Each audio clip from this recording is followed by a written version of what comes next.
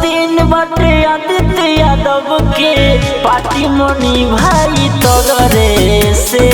आज जन्मदिन बाटे आदित्य यादव के पार्टी मनी भाई तगरे से।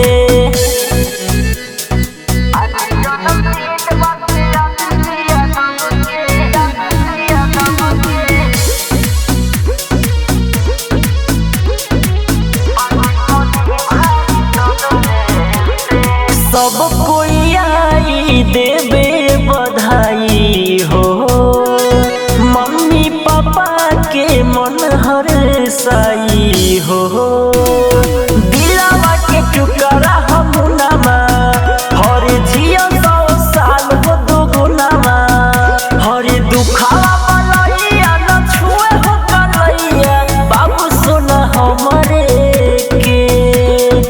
आज जन्मदिन बाटे आदित्य यादव के पार्टी मनी भाई तगरे से। आज जन्मदिन बाटे आदित्य यादव के पार्टी मनी भाई तगरे से।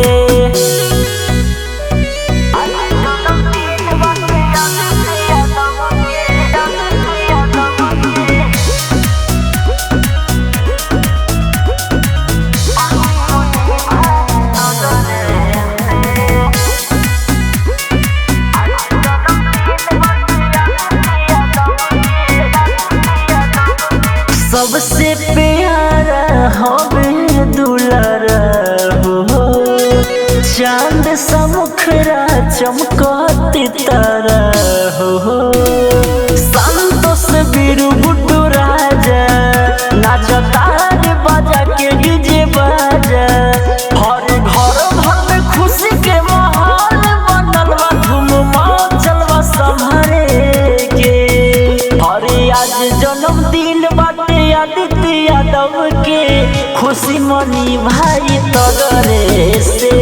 आज जन्मदिन बाटे आदित्य यादव के खुशी मनी भाई तगरे से। God bless you Aditya Yadav.